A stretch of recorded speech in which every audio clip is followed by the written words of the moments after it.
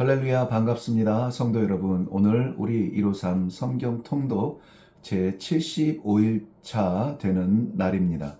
오늘은 역대하 10장부터 15장까지 읽을 텐데요. 그 사이에 역대하 10장, 11장, 12장을 읽고 열왕기상 15장을 잠깐 갔다가 다시 돌아와서 역대하 13, 14, 15장 이렇게 읽게 되는 일정입니다. 먼저 우리 역대하 10장을 펼쳐 보시면 내용을 요약하면 이렇습니다. 나라는 무너지고 성전은 불탔죠. 바벨론에 끌려가 자유 없는 세월을 70년을 보내죠. 그런 다음에 이 세상에 그러던 중에 세상의 주인이 바뀌죠. 바벨론에 끌려갔는데 풀어준 것은 바사 왕국 고레스였죠. 바사 왕국은 우리가 아는 대로 페르시아를 이야기합니다. 고향으로 돌아오게 된 이스라엘 백성들, 가장 중요한 것은 정체성을 되찾는 일이었습니다. 이스라엘이라고 하는 어떤 지역적이고 정치적이고 그런 나라거나 민족이 아니라 그보다 더 먼저 본질적인 하나님의 백성으로서의 공동체성을 찾아주는 것, 이것이 당시의 어른들의 숙제였죠. 그래서 무엇보다 회복되어져야 되는 것은 경제도 아니고 나라도 아니고 죽을 것 같은 그러한 우리의 삶의 형편도 아니고 사실은 내가 하나님 앞에서 어떤 존재인가 하는 정체성이에요. 그래서 역대기서에서 기록한 것은 북이스라엘, 자기 우상 숭배하다가 망한 이스라엘이 아니고 다윗의 언약을 따라서 예루살렘 중심의 신앙 공동체의 전통을 지켜나가던 남유다의 왕조를 기록하고 있습니다. 그러니까 어떻게 보면 북이스라엘의 10지파도 동일한 아브라함의 혈통이요, 남유다의 2지파도 아브라함의 혈통인데요. 의도적으로 남유다의 작은 예루살렘의 왕이었던 다윗의 그러한 믿음의 전통을 이어가는 것이 우리의 조상이다. 이런 정체성을 남기고 싶었던 거죠. 자, 그 씨앗을 한번 뿌리를 볼까요? 남북 이스라엘의 분열할 때의 그 첫 장면이 오늘 본문입니다.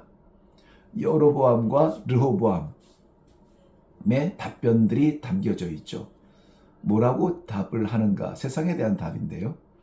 르호보암의 잘못이 무엇이냐면은 그의 잘못된 선택에 따라서 나라가 둘로 나눠지는데 아주 지대한 역할을 하게 됩니다. 예견된 일이었습니다. 그때의 여로보암은 16절 말씀에 보면 르호보암의 선택에 대해서 다윗의 집이여라는 표현하죠. 다윗의 집이여. 이것은 너네는 다윗의 언약에 의한 왕조일지라도 우리는 너희와는 상관없다. 그러니까 분리되는 거예요. 다윗의 집이여를 나와 상관없는 것처럼 지금 부르는 거죠. 르호보암의 잘못된 선택에 불을 지핀 것은 결국은 그의 젊은 친구들이 아니라 10절, 11절 말씀에 보니 이렇게 기록되었어요. 아버지 솔로몬을 능가하는 업적에 대한 욕심. 네, 바로 그 욕심 때문에 잘못된 선택을 하게 됩니다. 우리는 하나님의 말씀을 받고 신앙생활하며 기도 가운데 늘 이 거룩함과 하나님 앞에 순전함을 지키기 원해요. 그래서 큰 잘못은 안 합니다. 그런데 왜 우리가 신앙의 깊숙이 중심에 서서 신앙 중심의 삶을 살지 못하냐면 욕심 때문에 그렇다는 거죠. 역대하 10장에 보면 욕심의 결과가 얼마나 끔찍한지 민족을 나누며 전쟁을 끊임없이 해야만 하는 그러한 자물쇠를 여는 일이다. 우리의 욕심은 정말 아무리 치고 아무리 다스려도 과하지 않습니다. 네, 역대하 11장입니다. 본문에서는 나라가 분열된 이후에 북이스라엘과 전쟁을 위해서 남유다가 나가야 되는데요. 그때 하나님의 사람 스마야를 통해서 형제와 싸우지 말라는 말씀을 간접적으로 듣습니다. 형제와 싸우지 말라. 북이스라엘에 있던 제사장들이 예루살렘에 돌아와서 하나님께 제사 드리는 것 말고는 르호보암이 하나님 앞에 나아간 흔적이 보이지 않습니다. 북이스라엘에 흩어져 있던 제사장들이 예루살렘으로 온 것은 여로보암이 왕 위에 오르자마자 하나님의 제단의 제사들이 오염되어 가고 있고, 그리고 자기를 위하여 우상들을 채워 섬기게 하는 그러한 이방의 종교적 문화에 눌려서 예루살렘으로 오게 되는 거예요. 제사장들이 자신의 거처를 떠나 제단을 떠나서라도 하나님 앞에 제사를 드리기 원했던 모습을 보면서, 그럼에도 불구하고 여로보암은 북이스라엘은 하나님을 찾지 않습니다. 그저 유다를 방비하는 성읍들을 구축하고 많은 아내를 얻고 많은 자녀를 낳고 그들에게 성읍을 나누어 주었더라, 이렇게 기록하고 있습니다. 확장, 많은 아내, 많은 자녀, 많은 인구가 힘이 되겠고 일꾼도 많아지겠고 좋은 것이지만, 그것이 힘이 되고 그것이 능력이 되는 것 역시 세상적인 거죠. 역대하 12장입니다. 본문 14절은 르호보암이 악을 행하였다고 결론을 내리는데요. 도대체 무슨 일을 했길래 르호보암이 악을 행했을까요? 르호보암, 솔로몬의 아들. 원인이 뭐냐면 여호와를 구하는 마음을 굳게 하지 않았다는 겁니다. 마음이 동하는 대로, 이거 굉장히 위험한 거예요. 하나님의 언약, 하나님의 인도하심은 우리가 변경할 수 없습니다. 그런데 우리가 신앙생활을 좀 하다 보면은 내 형편에 하나님의 명령을 갖다가 맞출 때가 참 많습니다. 그것을 우리는 마음을 굳게 한다는 건데요. 이 마음을 굳게 하지 못해요. 여호와를 향한 우리의 굳은 마음, 흔들리지 않는 마음을 보여드리기 어렵다는 것입니다. 하나님께서 르호보암에게 주신 기회는 애굽 왕 시삭의 침략이었습니다. 남의 나라 애굽 왕의 침략이 기회라고요? 그렇습니다. 때로는 우리를 침략하는 질병, 문제, 경제, 사회를 뒤집어 엎는 그러한 고통, 이런 것들이 다 기회일 수 있다는 거죠. 아니, 일 수 있는 것이 아니라 저는 기회라고 그렇게 단정하고 싶은데요. 다급해진 르호보암과 방백들이 하나님 앞에 겸비함을 보여서 이것을 겸손하게 회개하는 모습이었다, 이렇게 우리가 보면 좋은데요. 하나님께서는 멸하지 않고 조금 구원하시겠다, 이렇게 말씀하시죠. 애굽 왕 시삭에게 많은 것을 빼앗기고 르호보암도 빼앗긴 금 방패 대신에 놋 방패를 만들어 겸비함을 지키려고 합니다. 바라볼 때마다 가슴이 찡하겠죠. 그러나 궁극적으로 나를 지키기보다는 하나님을 찾아서 말씀에 순종하는 것이 더욱 적극적인 신앙의 기림을 보여주는 결말인 것입니다. 나 지키느라고 하나님의 말씀을 잃으면 안 됩니다. 나는 지켜질지 모르지만 잠시 유지될 뿐, 멸망에서 구원하는 것은 하나님의 말씀이라는 것이죠. 열왕기상 15장입니다. 잠깐 이 15장만 읽고 다시 돌아갈 텐데요. 남유다의 아비암, 아사, 그리고 북이스라엘의 나답, 바하사, 이들의 이야기입니다. 아비암은 누구냐면 여호와 앞에 온전하지 못한 자라. 온전하지 못한 사람이에요. 그의 아버지 르호보암의 길을 따랐기 때문입니다. 우상 숭배했죠. 동성애 번졌죠. 가증한 일을 두려움 없이 감당하죠. 그리고 아사 왕은 여호와 보시기에 정직하게 행하였다. 어떻게요? 우상을 파괴하고 동성애를 쫓아내고 심지어 우상 섬김을 이유로 그 어머니의 태후의 자리를 폐해버리죠. 인간적으로 보면 어찌 그럴 수가 있느냐. 그런데 하나님 앞에 하나님의 말씀 중심 하나님의 기준으로 보면은 이 영향력이라고 하는 것을 아예 막아야 된다. 이렇게 생각을 했던 거죠. 그렇지만은 동족 북이스라엘과의 전쟁에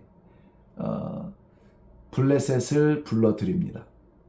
그를 위해서 여호와의 성전에 예물을 건네주고 용병처럼 와가지고 나를 좀 도와다오 해서 블레셋 군대를 초청을 하죠. 북이스라엘에는 여로보암 이후에 나답이 왕이 됐죠. 26절 보면은 여호와 보시기에 악을 행합니다. 2년 만에 바하사에 의해서 멸문 왕가가 되죠. 왕조로 섰지만은 그 문이 닫혀버리고 완전히 폐가가 된 거죠. 나답을 죽이고 왕이 된 바하사는 34절 말씀에 보면 여호와 보시기에 악을 행하였다고 기록하고 있습니다. 그래서 북이스라엘의 왕들의 흐름과 남유다의 왕들의 흐름이 현격하게 달라지는데요. 물론 안 그런 케이스도 있습니다만 케이스가 전체를 평가하지는 못하죠. 전반적인 분위기는 북이스라엘의 왕조들은 우상과 이 자기들의 세계를 일구느라 하나님의 말씀을 포기하고 악을 행하여서 결국은 멸망하는 그러한 백성들. 남유다는 어렵지만 힘든 가운데서 주의 기쁨을 위해서 일어나 보려고 애쓰는 몸부림치는 그러한 모습을 하나님께서 귀하게 여기시고 받으셔서 세상의 빛처럼 들어쓰시는 이러한 구조를 가지고 있습니다. 네, 우리 역대하 13장으로 돌아옵니다. 분열 왕국 남유다의 르호보암 이후의 왕들의 전쟁에서 승리와 패배를 이길 때도 있고 질 때도 있는데요. 그런 것들을 기록한 곳이 이 역대하 13장입니다. 먼저 르호보암 이후에 왕이 된 사람이 아비야라고 했죠. 아비야는 북이스라엘과의 전쟁을 하게 되는데요. 남유다 군사 40만 명. 40만 명. 제가 몇 번 말씀드렸지만은 지금은 변화가 어떻게 일어나는지 몰라도 제가 젊었을 때에는 우리나라 전군의 규모가 약 60만 명이라 그랬습니다. 대한민국의 군인의 수가 60만 명인데 남유다가 그 작은 땅덩어리에서 40만 명의 군사를 일으켰어요.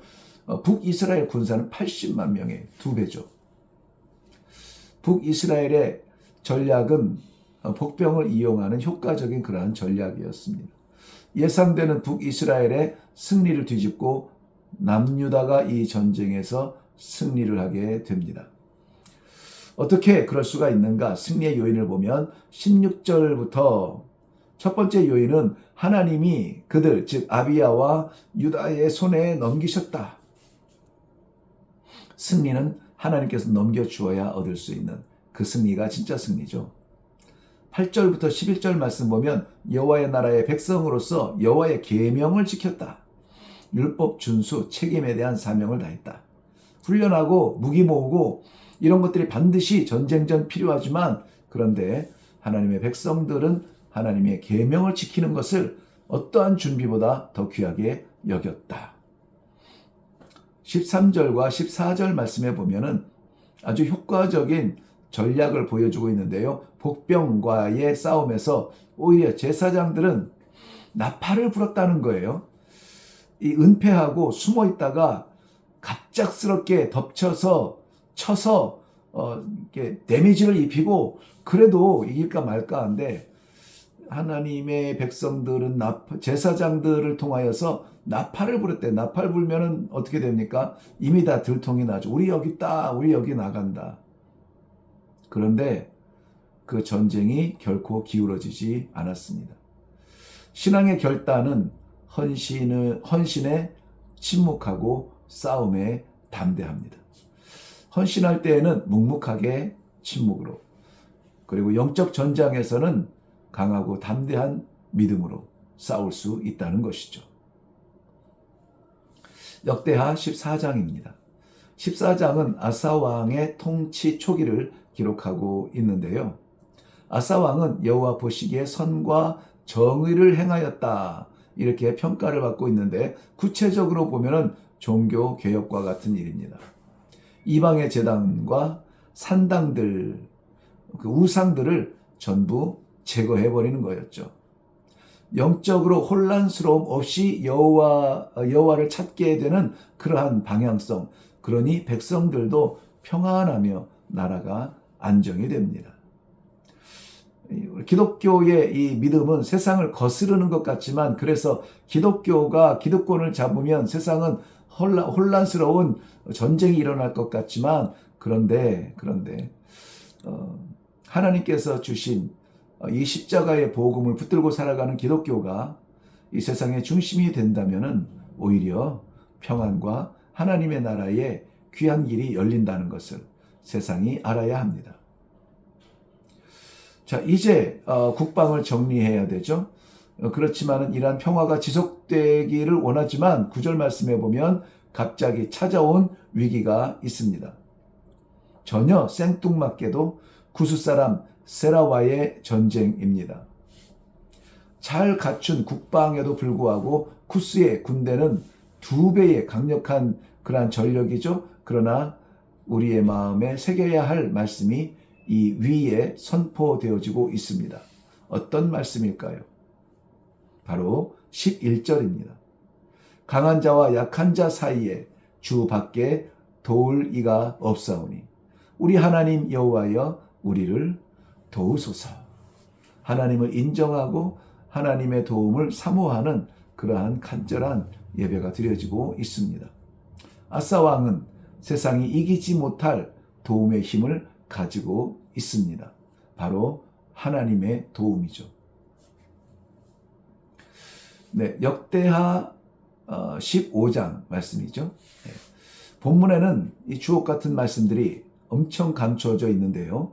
아무쪼록 통독하시면서 하나하나 캐내는 축복이 있기를 바라고요. 이것은 내용을 해석한다는 의미보다는 하나님께서 담아놓으신 보석들을 찾아내는 일을 좀 더 하도록 하겠습니다. 먼저는 2절에 보면 너희가 여호와와 함께하면 여호와께서 너희와 함께 하실 것이라. 너희가 만일 그를 찾으면 그가 너희를 만날 것이라. 정말 이 말씀은 새기고 또 새겨도 또 한 번 마음에 새기고 또 한 번 정신에 새기고 또 한 번 우리 삶에 새기고 싶은 말씀이에요. 아, 그렇구나. 하나님과 함께 해야 되는구나. 이사를 간다면은 지금 우리의 아이들이 몇 명이니까 방은 몇 개가 필요하고, 우리 부모님들은 연세가 어떻게 되니까는 고층이 나은지 아래층이 나은지 이런 것들이 굉장히 세마느라 바쁘시겠죠. 왜냐하면 우리와 함께하는 가족들입니다. 그나마 요즘은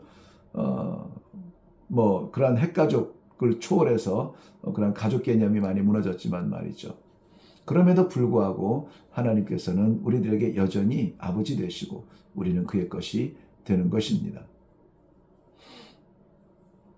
그러므로 우리는 하나님과 함께 살아가는 복이 있길 바랍니다. 두 번째는 7절 말씀인데요. 너희의 행위에는 상급이 있음이라. 상급이 있다는 것을 분명히 제시해주고 있습니다. 상급의 기준은 무엇이냐? 상급의 원인은 무엇이냐? 행위였죠. 네. 생각하는 게 아니라 나도 원래 그렇게는 생각했거든요. 아무 상관이 없어요. 우리의 속을, 우리의 내면을 다 아시는 하나님이지만은 그러나 우리의 고백을 듣기를 원하시고 우리의 선포를 나누기를 원하시는 그런 하나님, 인격적 하나님이시죠. 그래서 우리가 어떤 행위를 하든지 그것에 대한 상급이 있다는 것입니다. 9절 말씀 보면 이스라엘 사람들이 아사의 하나님 여호와께서 그와 함께 하심을 보았다. 신앙은 이래야 돼요. 나 혼자 말만 해서 되는 것이 아니라 사람들이 보았을 때, 야, 정말 믿으려면 저렇게 믿어야 돼. 정말 하나님은 살아계신 것 같아. 정말 믿음이 참 좋은 사람이야.